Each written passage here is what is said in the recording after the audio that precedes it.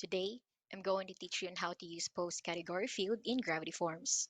By using the post category, the user can select a category for the post in the post category field. You can also create a form that can generate post data from a user submission when paired with other post fields. The post category field can be found in the post field section of the form editor.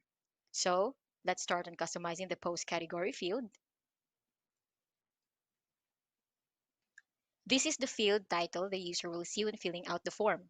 So, enter the label of the form field.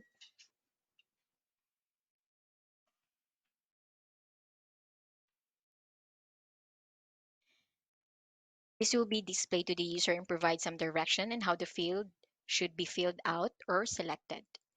You have to enter the description for the form field.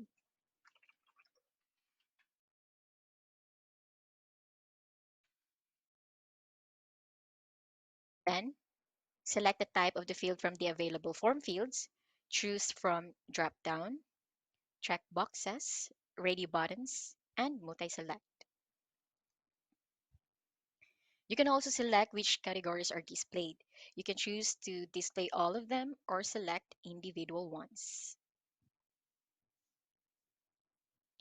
Check this option to enable the default instructional option as the first option rather than having the first option default to a category. Select this option to make the form field required. A required field prevents the form from being submitted if it is not filled out or selected. Select this option to limit user input to unique values only. This will require that a value entered in a field does not currently exist in the entry database for that field. Next, the appearance field settings. Select the label visibility for this field.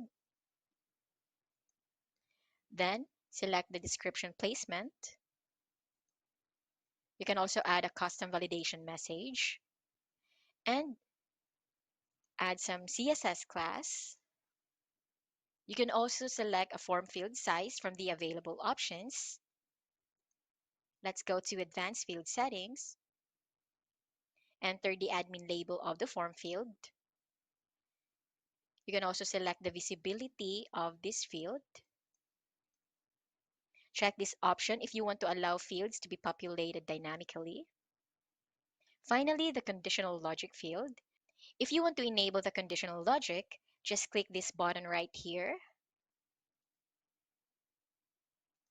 After you're done customizing the post category field, you can save the form and preview it.